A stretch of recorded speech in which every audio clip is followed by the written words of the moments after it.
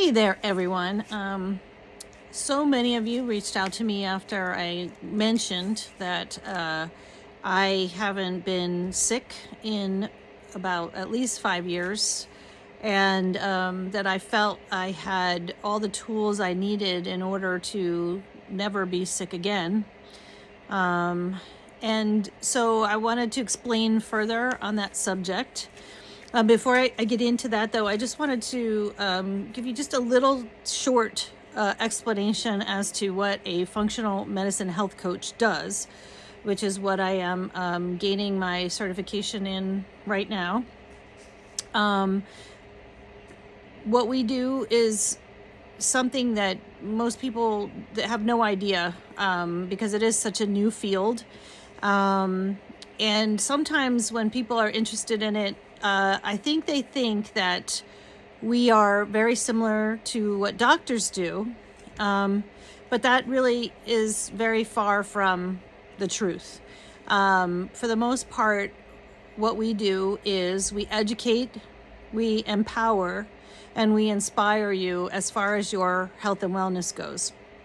And how we do that is we educate you that you have way more control over your health than you think you do. A lot of times we're told that it's our genetics, you have no control over it, which I've been taught in my school that is absolutely not true. We are born with predispositions to certain things, but it depends on our lifestyle choices whether or not we turn those switches on or we shut them off. So I educate people that they have more power to create health and wellness in their lives than they believe they do.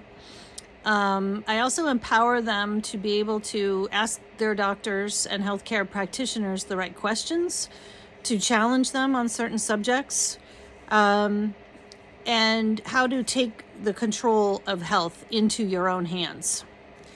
And then inspire you maybe to live a healthier, better life that is designed for you and your particular body. We call that bio-individuality. So what's right for one person might be the worst thing for another person. So we help educate you and empower you to figure out what the best diet is for you, what the best kind of exercise is for you and your particular body, and so on and so on. So, but for the most part, so we look for root cause of disease processes rather than treating symptoms. We do believe that treating symptoms, if they're really bad symptoms, that's okay in the short term as you then determine what is the cause of the problem, and then you work to change that causation so that it doesn't continue to make you ill and then create a cascade where you keep going down and down and down and having another issue and then another issue and then another issue. We try to stop it at the upstream cause rather than let it keep cascading down, okay? So that being said, though, I do believe that this protocol for never getting sick is probably appropriate for most people. And I would say that, it's possible that some of it might not be for everyone, because you can never say that any one thing is good for everyone. So you have to do your own due diligence in being able to determine whether or not something is good for you or not. And it really is a good opportunity to pay attention to your own body and see what makes it feel better and what makes it feel worse. Because sometimes I've found that many people are just unaware of that, or they can't see a correlation between, like, say, what they ate last night and how they're feeling the next day. They just think they feel poorly that day, and they're not really thinking why. So that's one thing, too, is we help you focus in on what is good for you and what's not. Okay, so as far as your immunity goes, and feeling and making sure that you don't ever get sick, the first things that we talk about are very easy fixes sometimes, and the biggest one is sleep.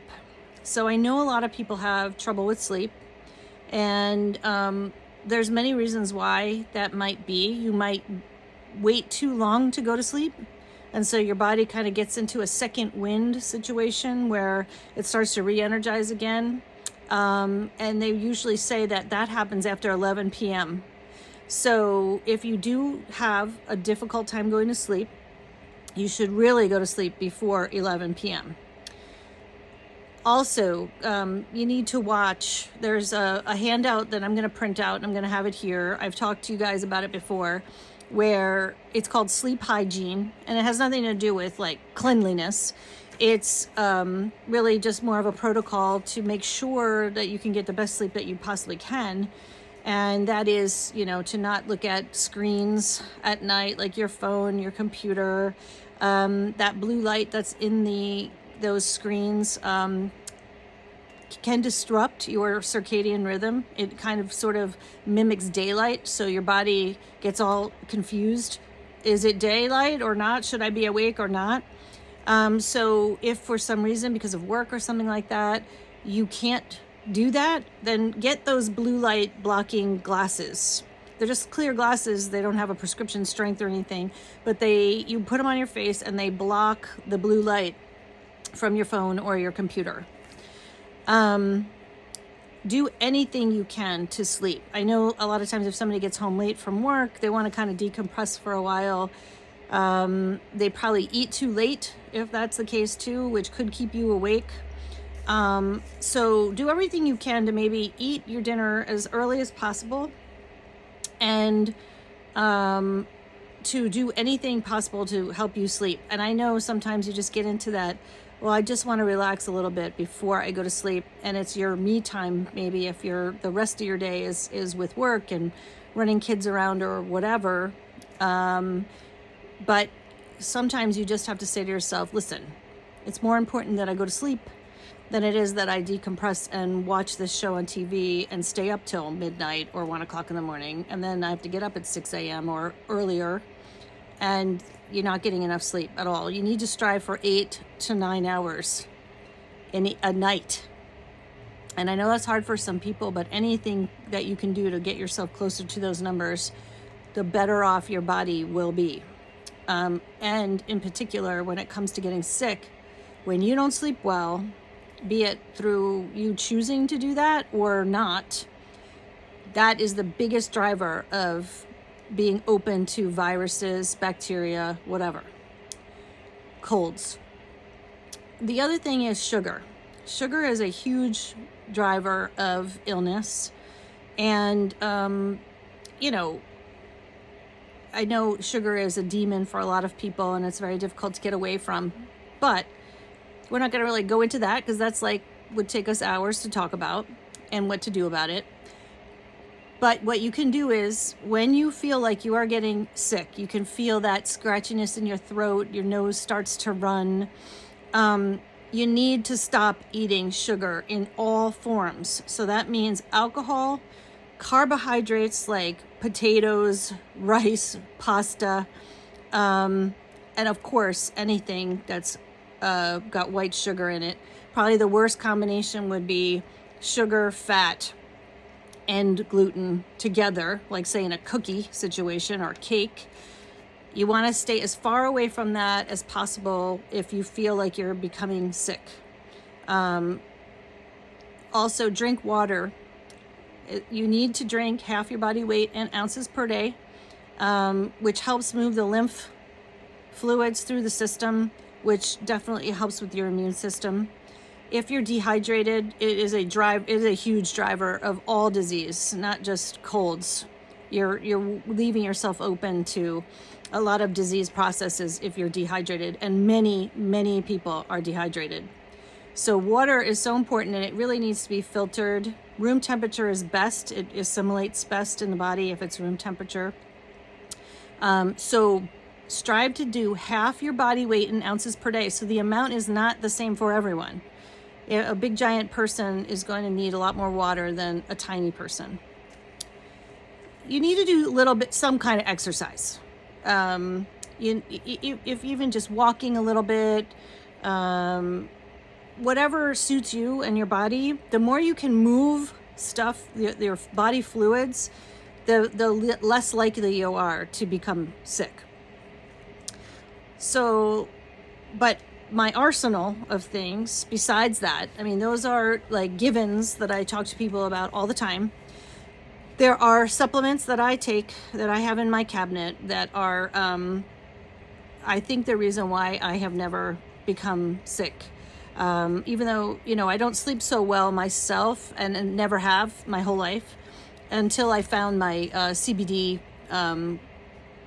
products that I'm using, where now I don't have any issues with sleep at all, generally speaking, other than maybe around a full moon. And I'll talk about that subject on another day because it has to do with parasites. But anyway, what I do is I'll link in this email that came with this video the different things that I take and the different forms. So you could hear zinc is a good thing to take. And yes, it is, but you do have to be very careful with zinc. You don't want to take a lot of times now people are taking too much zinc because they know that it kills colds, and everybody's worried about colds, right? What's going on in the world today. So, but you have to be very careful with zinc because you can throw off your zinc copper balance if you take too much zinc, and that could create things like anxiety and a whole myriad of other things. So if you are going to use zinc, you could use it prophylactically if you want, like a couple times a week. I use a liquid zinc and I just squirt it into my water and then I drink my water, and which is a helpful way of getting even more water too. And you can also just have it around so that if you do start feeling sick, you could take the zinc then, or, just sporadically, but don't take it every day. Don't take giant amounts of it. That, too much of a good thing is not good. Okay. Zinc in particular is important for adults 60 or older, vegetarians, because you don't get the amount of zinc in your food that carnivores would. People with a poor diet, if that hasn't been something you've been able to rectify yet, think about getting some zinc on hand to have around. People who drink alcohol deplete their zinc stores.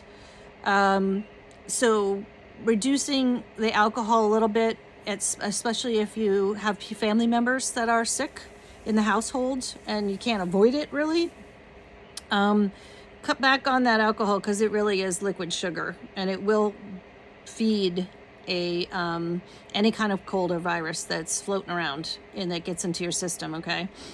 And anybody who has gastric issues, stomach issues, you most likely need some more zinc to help you out a little bit. Zinc doesn't let viruses or colds replicate. So generally speaking, they tend to start in your throat and in your nose and then move down into your lungs and the rest of your body. And that's where it begins, and it starts to replicate itself and then spread everywhere. So if you can stop it here by taking zinc in your glass of water, or if you want, take it as a pill form, but I prefer the liquid version. It is one of the best things you can do to ward off a cold. The other thing that I use that I think is one of the strongest things we can use today is colloidal silver. And I have I have issues with mold, and I can't take antibiotics because antibiotics are derived from mold, and I'm highly allergic to most of them. So in my life, I had to find a alternative to antibiotics, and colloidal silver is just that. It is a natural antibiotic. You have to be a little bit careful with colloidal silver because it will deplete iodine, and it does act like an antibiotic. So it kills the bad bacteria along with the good bacteria. So that's why usually if anyone is on antibiotics ever, you really need to be taking a probiotic at the same time as taking the antibiotic, away from the antibiotic. And after the antibiotic is over, you need to help restore your gut flora to a more balanced version, okay?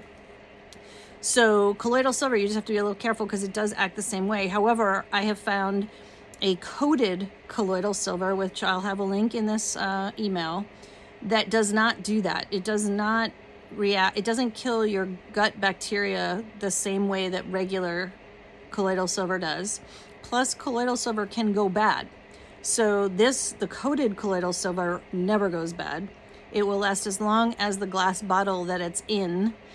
It is expensive, but you can get a very small bottle, and if you feel a cold coming on, you just put 1 drop in your glass of water. You can't taste it, and you drink that, and literally within minutes, those cold symptoms go away.